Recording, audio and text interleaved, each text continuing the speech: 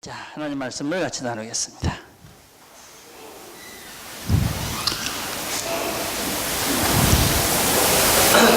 자, 사무엘상 2장 1절부터 10절까지의 말씀입니다. 제가 읽겠습니다. 한나가 기도하여 가로되 내 마음이 여호와를 인하여 즐거워하며 내 뿔이 여호와를 인하여 높아졌으며 내 입이 내 원수를 향하여 크게 열렸으니 이는 내가 주의 구원을 인하여 기뻐함이니이다. 여호와같이 거룩한 이가 없으시니 이는 주밖에 다른 이가 없고 우리 하나님 같은 반석도 없으심이니이다. 심히 교만한 말을 다시 하지 말 것이며 오만한 말을 너희 입에서 내지 말지어다. 여호와는 지식이 하나님이시라 행동을 달아보시느니라. 용사의 활은 꺾이고 넘어진 자는 힘으로 띠를 띠도다. 유족하던 자들은 양식을 위하여 풍을 팔고 줄이던 자들은 다시 줄이지 않도다. 전에 잉태치 못하던 자는 7을 낳았고 많은 자녀를 둔 자는 쇠약하도다. 여호와는 죽이시기도 하시고 살리기도 하시며 음부에 내리기도 하시고 올리기도 하시는도다. 여호와는 가난하게도 하시고 부하게도 하시며 낮추기도 하시고 높이기도 하시는도다. 가난한 자를 진토에서 일으키시며 빈핏한 자를 거름덩이에서다. 귀족들과 함께 앉게 하시며 영광의 위를 차지하게 하시는도다. 땅의 기둥들은 여호와의 것이라. 여호와께서 세계를 그 위에 세우셨도다. 그가 그 거룩한 자들의 발을 지키실 것이요 악인으로 흑암 중에 잠잠게 하시리니 힘으로는 이길 사람이 없음이로다. 여호와를 대적하는 자는 산산이 깨어질 것이라. 하늘 우레로 그들을 치시리로다. 여호와께서 땅끝까지 심판을 베푸시고 자기 왕에게 힘을 주시며 자기의 기름을 받은 자의 뿔을 높이시리로다 하니라. 아멘. 옛날에 한 부자가 있었습니다. 그 부자가 종들에게 이렇게 말했습니다. 올해 마지막 날 12월 31일 날 너희 모두를 자유인이 되게 해주겠다. 그렇게 약속을 했습니다. 그리고 12월 31일이 되었습니다.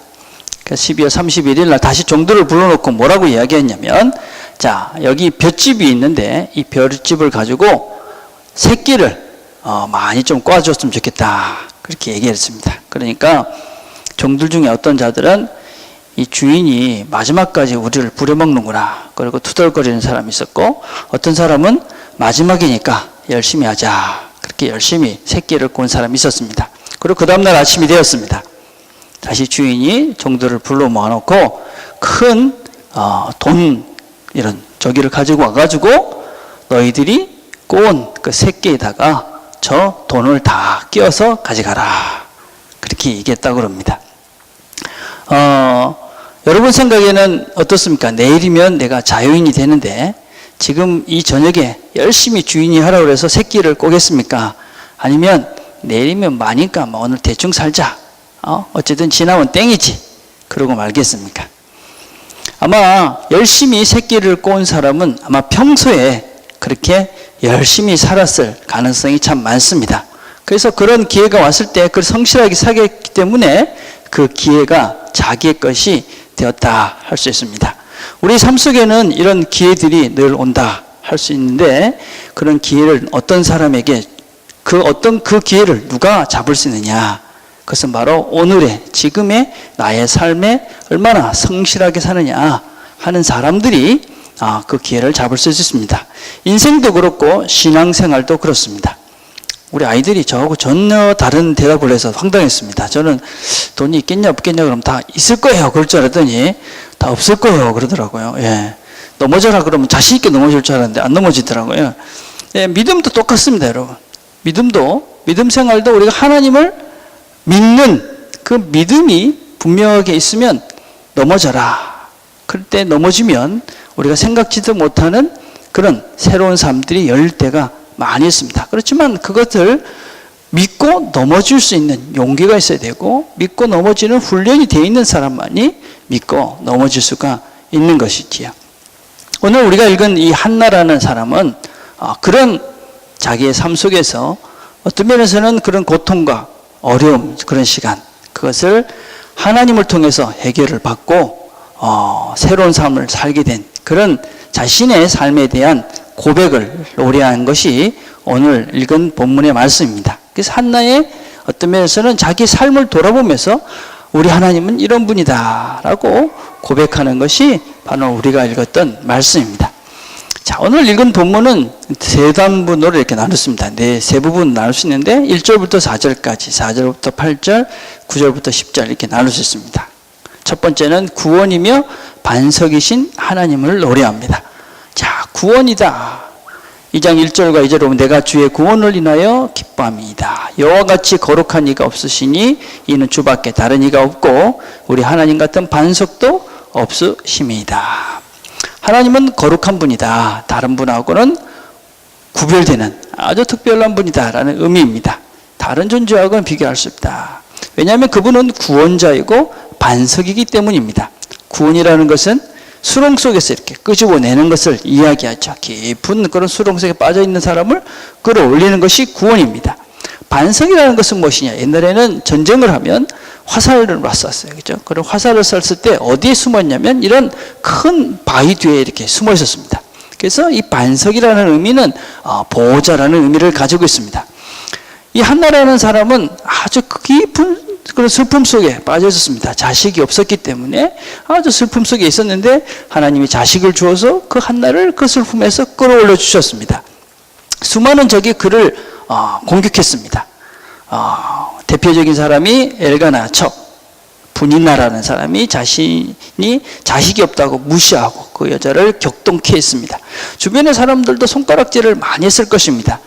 저 사람은 자식이 없어. 그래서 하나님의 저주를 받은 사람이야. 그러고 손가락질을 했을 것입니다. 그런데 그 가운데서 하나님은 이 여인을 구해 주셨고 건져 주셨고 보호해 주셨습니다. 그래서 그 하나님을 생각하면서 나는 참 기쁘다. 여러 가지 힘든 상황 가운데서도 나를 끌려주시고 또 적들의 화살 속에서도 나를 지켜주신 이 하나님, 그렇게 하셨기 때문에 앞으로도 하실 것이다.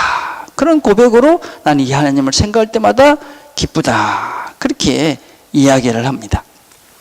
여러분, 우리가 살아가면서 고통 가운데 하나님께 나오는 것은 대단히 중요합니다. 여러분, 힘들고 어려울 때 하나님께 나오시기를 바랍니다. 그러나 그것만큼 중요한 것이 무엇이냐면 문제가 해결이 되고 또 어려움이 없고 감사할 때도 하나님을 찾아서 감사하는 것입니다. 우리는 잘 되면 조상 탓, 잘 안 되면 조상 탓이 잘 되면 내가 똑똑해서 뭐 이런 생각을 합니다. 그죠? 그래서 조금만 잘 되면 교만해지고 나는 대단해 그러고 잘못되면 죽을 것 같이 그럽니다. 그죠? 근데 우리나라만 그러냐? 그렇지 않더라고요. 영어 이 권내에 있는 웨스턴 소사이티도 비슷하더라고요. 그죠?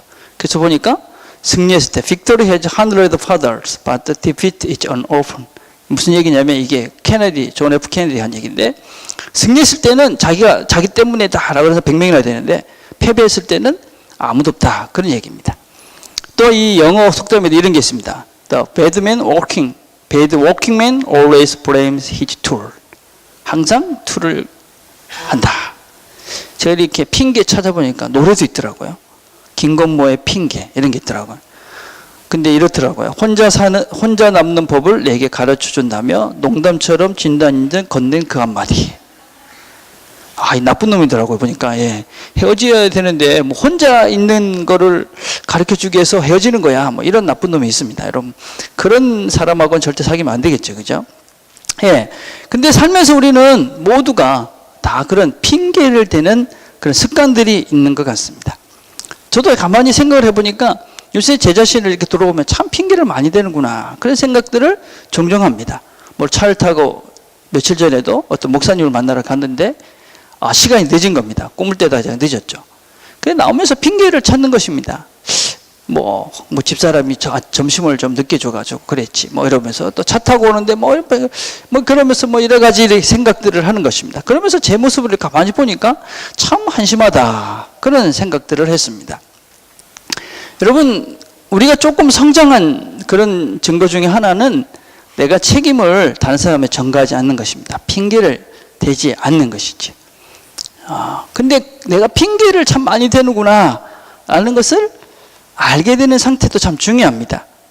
그전에는 그냥 내가 핑계를 막 대고 살았던 것 같습니다. 근데 그때는 그걸 인식하지 못했습니다. 근데 지금은 내가 핑계를 대려고 그러는구나 하는 저를 인식합니다. 자, 그럼 조금 성숙해진 것이죠. 여러분, 이제 아직까지 결혼 안 한 분도 있고 결혼한 사람도 있는데 이 가정에서 보면 정말 안 좋은 그 언어들이 있는데 그 중에 한 개가 뭐냐면 꼭 제 아비를 닮아서 그런 말입니다. 꼭 제 어미를 닮아서 이런 말입니다. 왜냐하면 제 아비를 닮아서 안 좋다는 거잖아요. 그죠? 그 안 좋게 된 건 아버지 탓이야. 아니면 어머니 탓이야. 예. 여러분 이런 표현은 정말 안 좋은 것이죠. 이제 어떻게 되냐면 제가 저렇게 똑똑한 것은 아버지를 닮아서 그렇습니다. 이렇게 엄마가 이 아버지 칭찬을 해야 되고 또 제가 저렇게 성실한 것은 어머니를 닮아서입니다. 이렇게 표현을 해야 되는 것이죠. 그렇죠? 그래서 이게 핑계를 미루는 것이 아니라 이렇게 칭찬을 해야 되는 것이죠. 그렇죠? 그래서 성숙해졌다는 것은 무엇이냐면 인격이 이게 다른 사람 덕분이다. 이러는 것이죠. 그렇죠? 예, 이러면 좀 성숙해진 것입니다. 이런 사람들은 교만해지지도 않고 주변의 관계도 잘 유지가 됩니다. 노저라는 중국 선생님이 계셨는데 이 사람이 도덕경이라는 책에 지도자형의 4종류가 있었습니다. 가장 좋지 않은 지도자는 사람들로부터 무시당하는 지도자 그랬습니다. 누굴까 생각하니까 바로 떠오르더라고요. 예, 한국의 지도자, 정치자들 뭐 이런 사람들입니다. 그렇죠? 예, 그 다음은 별로 안 좋은 또 지도자는 어떤 사람들이 두려워하는 지도자라고 합니다. 아마 뭐 북한의 김정은 같은 이런 사람들, 뭐 옛날에 우리나라 뭐 박정희 대통령 이런 사람들이 아닐까 생각해요. 그렇죠? 그 다음에 사람들이 가까이하고 칭찬하는 지도자, 뭐 이런 지도자가 우리는 말았으면 좋겠다는 생각. 근데 가장 훌륭한 지도자는 누구냐면 사람들에게 그 존재 정도만 알려진 지도자다. 그런 것입니다. 그 무슨 얘기냐면 뭐가 잘 되면 다 저 사람 때문이다. 저 사람 덕분이다. 그리고 뭐 잘한 걸 자기가 했다는 것이 아니라 다른 사람들이 다 잘했다고 그 사람 덕분이라고 막 이렇게 칭찬하는 것입니다. 그런 사람이 정말 좋은 지도자다.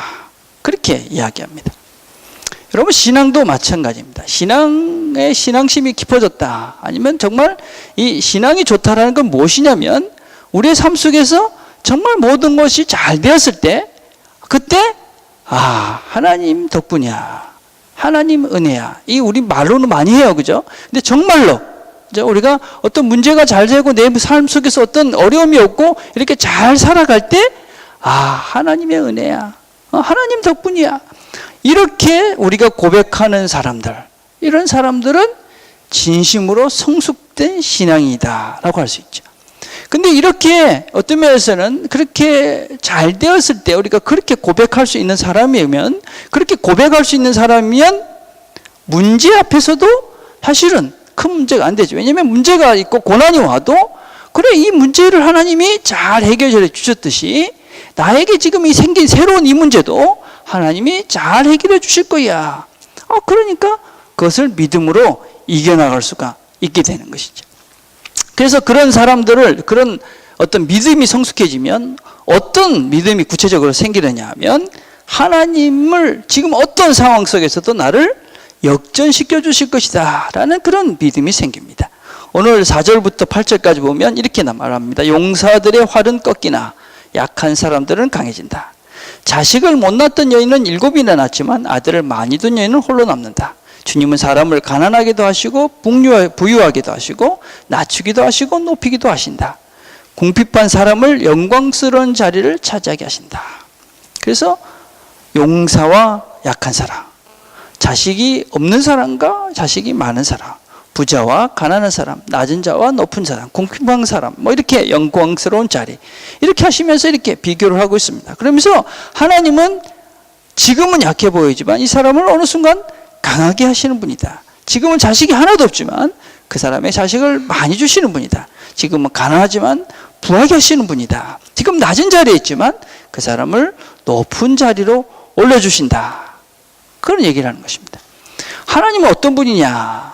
하나님은 그렇게 우리가 살면서 이 인생길에서 하나님은 우리를 그렇게 역전시키는, 인생을 새롭게 만들어주시는 분이 하나님이시다. 그렇게 한나는 고백을 합니다.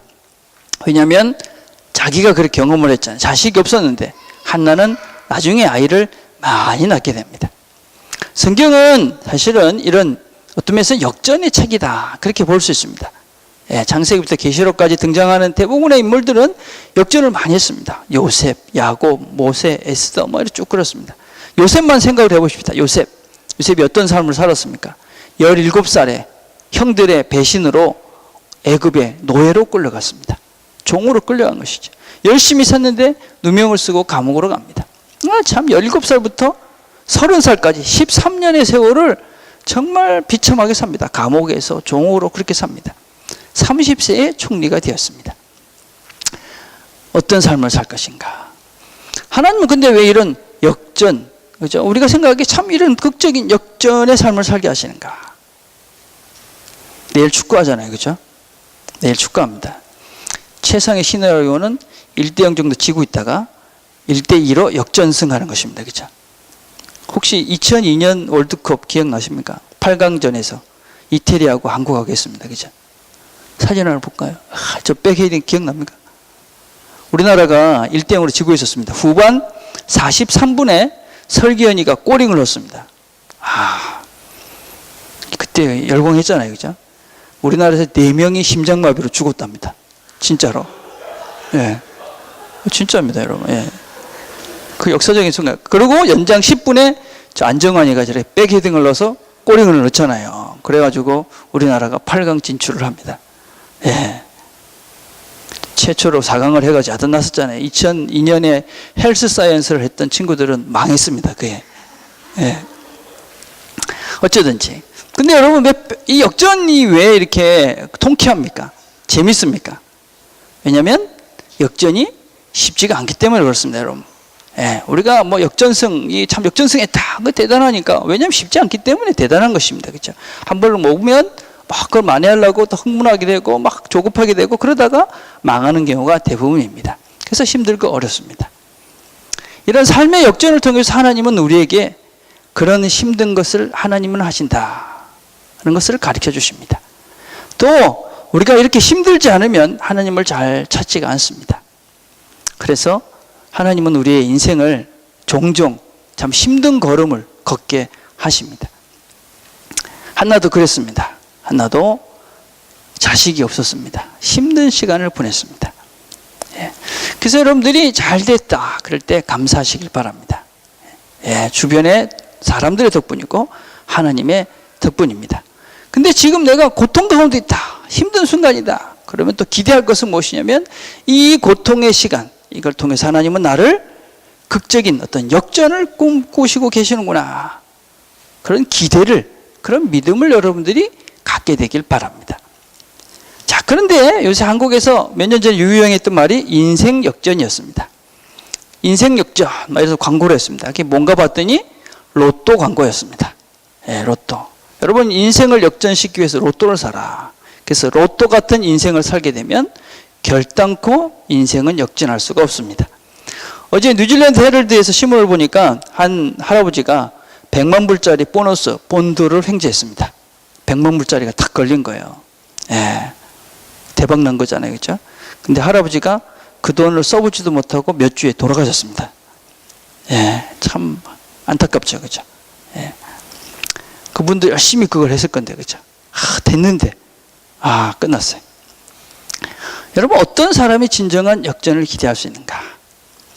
오늘 2장 9절에 이렇게 말합니다. 아무나 역전이 되는 것이 아닙니다. 누가 역전을 기대하며 살 수 있는가? 그가 거룩한 자들의 발을 지키실 것이요 악인으로 흑암 중에서 잠잠케 하시리니 힘으로는 이길 사람이 없음이로다.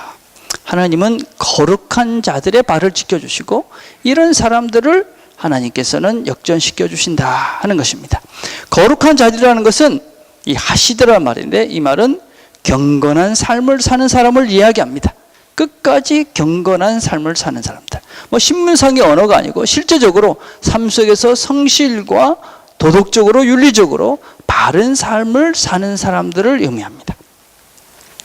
요즘 우리 한국에서는 이 교리 논쟁 중에 칭의, 성화 이것에 대해서 논쟁이 계속 일어나고 있습니다. 물론 뭐 미국에서도 마찬가지입니다. 톰 라이트라는 분과 그다음에 팀 켈리라는 분이 열심히 이런 교리 논쟁을 합니다. 왜 중요하냐? 옛날에는 이런 설명을 했습니다. 칭의가 있고 그다음에 성화가 있고 그다음에 영화가 있다. 그래서 하나님께서 우리를 하나님의 나라의 백성으로 불러주셨다. 그래서 하나님 우리를 불러주셨기 때문에 우리가 하나님 말씀을 지키면서 열심히 살면 영화롭게 되고 우리가 죽는 순간에 그렇지. 성화롭게도 거룩한 사람이 되고 죽는 순간에 우리가 영화롭게 된다 하는 것입니다. 그래서 우리가 율법을 지키는 것은 하나님이 우리를 구원해 주셨기 때문에 그래서 그 은혜에 보답하는 마음으로 감사하는 마음으로 그렇게 우리가 율법을 지킨다. 그렇게 우리가 배웠고 또 그렇게 가르쳤습니다. 그러면서 하나님은 택한 자를 결코 포기하지 않으시기 때문에 우리가 한번 예수를 믿는다. 그러면 전부 다 천국에 간다 하는 것이 옛날에 가르쳤던 교리 논쟁입니다. 이 원리는 종교개혁의 기본 정신이었습니다. 여러분 알다시피 중세 기독교는 면죄부를 팔았습니다. 그래서 이걸 사면 천국 간다. 그리고 연옥이라는 것이 있지 않습니까? 그래서 연옥에 있었습니다. 그래서 연옥에서 있는데 사람은 죽어서 지금 천국도 못 가고 지옥도 못 가는데 여기 살아있는 이 땅에 있는 사람들이 열심히 기도하고 헌금하고 그러면 그 사람이 천국에도 갈 수 있다. 그런 교리 때문에 아주 중세에 이 기독교가 엉망진창이 됐습니다. 그래서 그것이 아니다라는 것을 강조하면서 하나님의 은혜로 가는 것이다 라는 강조했던 것이 바로 이 칭의와 또 성화와 거룩의 성화의 그 영화의 그런 교리였습니다. 근데 이 교리는 몇 가지 문제가 있습니다. 무엇보다도 이 가르침은 성경 전체의 가르침이 아닙니다. 성경에는 이 두 개가 다 있습니다. 하나님이 우리를 선택했다라는 부분도 있지만 하나님이 또한 우리가 하나님을 선택해서 해야 될 부분도 있다라는 것을 동시에 강조합니다. 근데 이전의 것들은 하나님 우리를 선택했다라는 것을 집중해서 예정론을 강조함으로 인해서 운명론적인 신앙인들을 참으로 많이 만들어냈습니다. 그래서 뭐 예수를 한번 믿으면 뭐 그 사람은 천국 믿는 거야. 뭐 이런 것이죠. 그죠? 예. 그리고 두 번째 문제는 무엇이냐면 구원을 한순간에 완성되는 순간적인 것으로 생각하겠습니다. 그래서 예수 믿으면 이제 나는 지옥에서 천국으로 바뀌었다. 이렇게 생각을 합니다. 그래서 구원을 받은 날이 언제냐? 구원을 확신을 있느냐? 뭐 이런 것들을 되게 많이 강조했습니다. 예. 구원이라는 것은 사실은 우리가 하나님을 믿는 것부터 죽는 데까지 우리의 인생을 거쳐서 만들어가는 정 과정이 구원의 과정입니다. 이게 하나님 나라의 백성들의 삶이라고 할 수 있습니다. 자, 세 번째는 성화를 이루어가지 않아도 되는 것 같은 오해를 하겠습니다. 내가 이왕 구원받았으니까 난 천국 갈 거야. 그러니까 어떻게 살아도 난 괜찮아. 그래서 뭐 대충 살자. 왜 한국의 기독교가 개독교라는 욕을 먹게 됐느냐 하면 뭐 내가 어떻게 믿어도 천국 갈 거니까 뭐 대충 살아도 안 되겠나 라는 잘못된 생각을 하겠습니다. 그래서 뭐 회개하고 다시 뭐 또 죄짓고 회개하고 또 죄짓고 뭐 이런 잘못된 아주 이상한 가르침이 한국교회에 팽배했었습니다. 여러분 그것은 성경적인 가르침이 아닙니다. 예. 저는 그 김세영 교수님의 어떤 그런 그 가르침을 참 좋아하는데 이분이 아주 성경을 사랑하시고 성경을 잘 공부하신 분입니다. 그래서 이분이 여러 가지 생각을 하면서 정리를 해 놓으셨습니다. 어떻게 이야기하셨냐면 칭의와 성화는 같은 것이다. 같은 때에 일어난다. 그래서 칭의는 법률적 의미다. 무슨 얘기냐면 이제 하나님이 우리를 택해 주신 것입니다. 그래서 너는 이제 하나님 나라의 백성이 되었다. 그래서 너는 하나님 나라의 그런 영원한 유산을 상속받을 것이다. 구원의 확정입니다. 그렇지만 그때까지 유보된 것입니다. 언제 완성이 되느냐면 하나님 나라가 임하실 그때에 그것은 완성이 되어집니다. 쉽게 얘기하면 이런 것입니다. 여러분 여기서 우리가 웰링턴을 가려고 그러면 여러 가지 방법이 있죠. 그죠? 뭐 비행기를 탈 수도 있고 뭐 버스를 탈 수도 있고 기차를 탈 수 있습니다. 그럼 지금 여러분들은 천국 가는 웰링턴 가는 티켓을 가지고 그 기차 안에 오른 것입니다. 이게 하나님께서 우리를 거기에 갈 수 있는 자격을 주신, 그래서 이건 우리가 이제 이미 자격을 부여받은 것입니다. 그렇죠? 그래서 이제 이것을 칭이다 하는 것입니다. 티켓을 받은 것입니다. 천국 갈 수 있는 티켓을 내가 받은 것입니다. 자, 성화라는 것은 무엇이냐면 이 백성들이 이제 하나님과의 관계가 되는 것입니다. 그래서 하나님의 백성이 되는 동시에 이 백성이 치러야 될, 백성이 해야 될 책임이 동시에 주어집니다. 웰링턴 가는 기차를 탔습니다. 그러면 웰링턴에 가기 위해서 어떻게 해야 됩니까? 그 안에 머물러 있어야 됩니다. 웰링턴 가는 기차를 탔는데 거기 안 있고 튀어나와가지고 지만 저 막 살면서 막 엉뚱한 데 막 다니면서 나 웰링턴 갈 거야. 그런 건 웃기는 것입니다. 그죠? 뭘 해야 되냐면 웰링턴 가는 기차 안에 들어가 있어야 될 책임이 우리에게 있는 것입니다. 그래서 우리는 하나님의 말씀대로 살아야 하는 책임이 있는 것입니다. 하나님 나라의 백성으로서 그 하나님 나라의 말씀의 바운더리 안에 우리가 살아갈 때 우리는 그 구원을 이루어가는, 그래서 구원의 자리에 우리 모두가 있게 되는 것입니다. 근데 그 자리에 없고 엉뚱한 데 가가지고 하나님도 없는데 하나님과 전혀 상관없는 삶을 살면서 나는 구원받았어, 나는 천국 갈 거야, 아니라는 것입니다. 여러분 정리를 잘 하셔야 됩니다. 자, 그럼 이런 질문을 합니다. 그럼 하나님이 구원받고 택하신 자를 잃어버릴 수도 있는가? 예. 자, 이 얘기를 잘 들으셔야 됩니다. 우리는 이게 우리의 언어로 잘 설명이 안 되는 부분이 있지만 이걸 가장 적절하게 설명한 언어가 언약이라는 단어입니다. 언약. 성경에 언약이라는 말 들어보셨죠? 이건 커버넌트입니다. 커버넌트와 컨트랙트는 다릅니다. 커버넌트, 컨트랙트는 이 사람과 내가 계약을 맺으면 내가 이렇게 하면 네가 이렇게 하고 네가 저렇게 하면 계약은 파기되는 것입니다. 근데 커버넌트는 그런 것이 아닙니다. 결혼은 커버넌트죠. 그건 무슨 얘기냐면 어떻게 서약을 합니까? 뭐 아플 때나 뭐 건강할 때나 슬플 때나 기쁠 때나 뭐 검은 머리 팥불이 되도록 나는 당신을 사랑하겠습니다. 그것은 상대방의 어떤 상태에 따라서 하겠다는 것이 아니라 내가 저 사람을 끝까지 사랑하겠습니다는 나의 약속입니다. 내가 하나님과 그 사람 앞에서 약속하는 것입니다. 그래서 심지어 결혼이라는 것은 어떤 면에서 상대방이 아무리 나쁜 짓을 해도, 어떤 면 나쁜 짓을 부정한 짓을 해도 그 상대방을 사랑해야 하는 것이 언약을 지키는 것입니다. 저 사람이 나쁜 짓을 했으니까 나는 이제 난 끝이야. 그런 것은 언약을 지키는 것이 아닙니다. 그건 컨트랙트를 맺은 것이죠. 그래서 결혼은 언약입니다. 언약. 자, 그래서 마찬가지죠, 여러분. 그래서 이 사람이 어떤 상태가 돼도 나는 이 사람을 사랑했습니다 하는 것입니다. 자, 이런 성경의 말씀이 호세아서에 있습니다. 호세아서. 하나님이 호세아에게 이 고멜이라는 음란한 여인을 아내로 맞으라 이렇게 얘기합니다.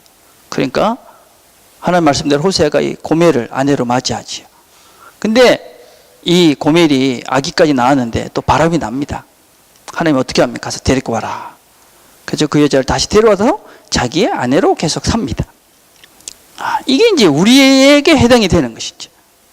하나님은 하나님의 백성인 우리 자신들, 그것도 우리를 하나님의 자녀로 삼으셨기 때문에 끝까지 포기하지 않습니다. 우리와 하나님은 언약 관계입니다. 하나님은 우리에게 어떤 언약을 하시냐면 내가 너희의 아버지가 되겠다라는 언약을 해주셨습니다.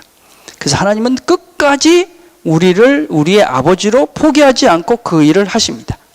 그래서 우리가 하나님은 우리를 포기하지 않기 때문에 우리가 그냥 하나님께 그래 그렇습니다. 그렇게 포기하고 하나님이 시킨 대로 살면 우리는 하나님의 자녀로 잘 살아갈 수 있습니다.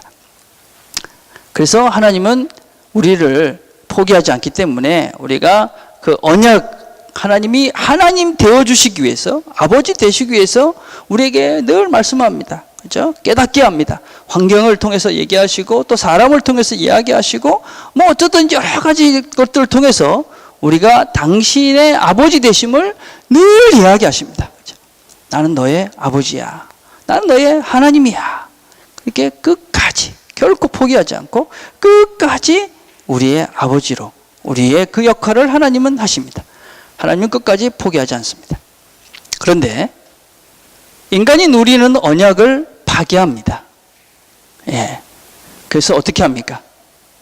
하나님을 거부하고 자기의 길로 갑니다. 자기의 길로 가도 하나님은 여전히 우리를 사랑하셔서 포기하지 않습니다. 그래서 웬만하면, 대부분은, 거의 다는 그 사랑 앞에 굴복을 합니다. 그런데 끝까지 거부하고 자기의 길을 가는 존재도 있다라고 성경은 이야기합니다. 대표적인 예가 가룟 유다입니다. 누가복음 22장 22절 이렇게 이야기합니다. 인자는 이미 작정한 대로 가거니와 그를 파는 그 사람에게는 화가 있으리로다. 이건 누구냐면 가룟 유다를 해서 말씀하시는 것입니다. 하나님은, 예수님은 이 가룟 유다도 끝까지 사랑했다고 이야기합니다. 요한복음 13장 2절에 보면 자기 사람들을 사랑하시되 끝까지 사랑하시니라. 그리고 가룟 유다 이야기를 시작합니다. 그리고 가룟 유다도 동일하게 성만찬을 하시고 그의 발까지 다 씻겨주셨습니다. 그런데 그는 끝까지 배신을 하고 자기 길을 갑니다. 디모데후서 4장 10절에 이런 말씀을 씁니다. 데마는 이 세상을 사랑하여 나를 버리고 데살로니가로 갔고 그레스게는 갈라디아로, 디도는 달마다로 갔다. 하나님을 거부하고 세상으로 완전히 간 사람도 있다고 이야기합니다. 자, 이런 문제가 생기면 또 이런 질문도 할 수 있습니다. 두 가지, 많은 질문을 할 수 있겠죠. 그죠? 그런 질문을 하는 사람도 있을 것 같아요. 그러면 괜히 중간에 믿다가, 일찍 믿다가 이러지 말고 죽을 때쯤 믿으면 안 되나? 그게 최고 아닐까? 안전하지 않냐? 예, 이런 질문을 하는 사람에게 이렇게 대해야 돼. 첫째는 죽을 때 아무도 모르잖아요. 그죠? 아무도 모르기 때문에 기회가 있을 때 믿어야 됩니다. 근데 죽을 때 우리가 이런 생각을 하는 이유가 뭐냐면 예수님께서 십자가에 매달렸을 때에, 그죠? 그 옆에 있던 강도가 그때 죽음의 순간에 구원을 받았기 때문에 우리가 이런 생각을 합니다. 그 사람은 아마 인류 역사상 유일한 존재일 수 있다고 생각을 합니다. 죽을 때 예수님이 옆에 있는 사람이 누가 있겠어요? 예, 아무도 없습니다, 여러분. 혹시라도 예수님이 옆에 있다 할지라도 그동안 안 믿고 산 내가 그를 믿을까? 그렇지 않을 거라고 생각합니다. 그렇죠? 그리고 마지막으로는 안 믿고 사는 이 땅의 삶이 행복할까? 하는 것도 생각을 해보셔야 됩니다. 또 이런 근본적인 질문을 할 수 있습니다. 하나님은 전능하신데, 그죠? 다 하실 수 있는데 왜 우리가 배신하고 가도록 놔두시는가? 포기하지 않는다며. 우리를 사랑하시면서 포기하지 않는다며. 그런데 왜 그냥 버리고 가도록 놔두시는가? 우리는 하나님의 전능을 좀 잘 이해해야 됩니다. 하나님은 전능하지 않습니다. 예, 하나님은 못하시는 것이 참 많습니다. 생각보다. 하나님은 거짓말을 못하시잖아요. 그죠? 예, 변할 수도 없습니다. 죄를 지을 수도 없습니다. 그래서 하나님은 우리가 생각하는 전능과는 다른 종류의 전능하십니다. 하나님은 또 못하는 것이 있습니다. 사랑을 억지로 하게 하지 않습니다. 억지로 하게 하실 수 없습니다. 여러분, 이게 참 중요한 개념입니다. 성경은 우리에게 계속 어떤 얘기를 하냐면 너희들은 하나님의 형상으로 받은 하나님과 동등한 인간이다라고, 동등한 존재라는 것을 계속 강조합니다. 창세기부터 끝까지 그렇습니다. 야고보서 3장 9절에 이렇게 얘기합니다. 또 이것으로 하나님의 형상대로 지음을 받은 사람을 저주한다. 하나님의 형상으로 우리는 만들어졌습니다. 하나님이 우리를 당신과 동급으로 만들어졌다는 것입니다. 만들어졌다는 것 빼놓고는 하나님과 우리는 동급입니다. 그리고 하나님이 우리를 이렇게 이야기합니다. 고린도 1장 9절에 너희를 불러 그의 아들 예수 그리스도 우리 주로 더불어 교제케 하시는 하나님은 미쁘시도다. 하나님은 우리가 당신과 이렇게 교제하도록 그렇게 원하신다는 것입니다. 여러분 한번 생각을 해보십시오. 내가 로봇으로 누구를 만들어 놓고 너 나하고 교제하자, 너 나하고 사랑하자, 이럴 수 없지요. 내가 만든 로봇 나를 사랑할 수 있도록 만들어 놓고 너 나 사랑해, 그건 웃기는 것입니다. 그죠? 그건 있을 수가 없는 것이지. 왜 이런 원리들이 존재하느냐? 하나님은 우리의 삶 속에서 이런 원리들이 그대로 적용됩니다. 인간 속에서도 우리 관계 속에 생각을 해보십시오. 사랑은 억지로 할 수 없습니다. 그죠? 자유가 없는 사랑은 사랑이 아니잖아요. 그죠? 예. 하나님은 우리에게 그래서 우리가 하나님을 선택하도록, 그렇지만 하나님이 할 수 있는 모든 것들을 하셔서 포기하지 않고 우리에게 기회를 주시고 또 우리가 하나님을 찾아오도록 하나님은 모든 하나님 노릇을 끝까지 하십니다. 하나님은 얼만큼 하셨습니까? 당신이 죽음으로 우리를 사랑하셨다. 죽음으로 당신의 의무를, 당신의 언약의 의무를 다하셨습니다. 더 할 수 없잖아요. 죽었는데. 그래서 이제 무슨 책임이 우리에게 주어졌습니까? 우리는 하나님의 사랑을 선택해야 될 책임이 우리에게 주어진 것입니다. 예. 아담은 실패를 했습니다. 그래서 하나님이 기회 주신, 하나님을 선택하며 살 수 있는 에덴의 천국을 포기했습니다. 선택할 수가 없었습니다. 우리에게 하나님께 다시 한번 기회를 주신 것이죠. 이제 너희들이 나를 선택할 수 있다. 자, 그렇게 선택하며 하나님의 말씀대로 사는 그 사람들을 하나님이 그들의 발걸음을 지키신다. 그렇게 이야기하시는 것입니다. 아무에게 하나님께서 인생을 역전시키고 하나님이 그를 보호하시고 또 그를 수렁에서 건져주시는 그런 하나님이 아니라 그가 그 거룩한 자들의 발을 지켜주신다. 거룩한 자의 삶, 하나님이 원하시는 그 삶을 사는 그들의 발걸음, 그들의 삶들을 성실하게 하루하루 끊임없이 그 하나님 말씀 가운데 사는 그들이 구원을 이루어가는 것이고, 그 구원을 이루어가는 그 삶 속에서 하나님은 그들을 불러서 인생을 새롭게 만들어주고, 그래서 하나님이 어떤 분인지, 그래서 그들에게 참다운 기쁨을 알게 한다, 그런 것입니다. 한나가 그랬습니다. 그렇죠? 열심히 하나님을 의지하고 날마다 성전에 나와 기도하고 하나님을 의지했습니다. 그래서 자기의 삶을 역전시키는 하나님을 경험합니다. 그래서 그가 나를 구원하신 분이다. 그거는 나의 반석이시다. 그는 나의 기쁨이다. 다 내 삶이 하나님 덕분이다. 그러면서 인생을 기쁨 가운데 사는 것이지. 자, 이제 두 가지 이야기를 하고 설교를 정리하려고 합니다.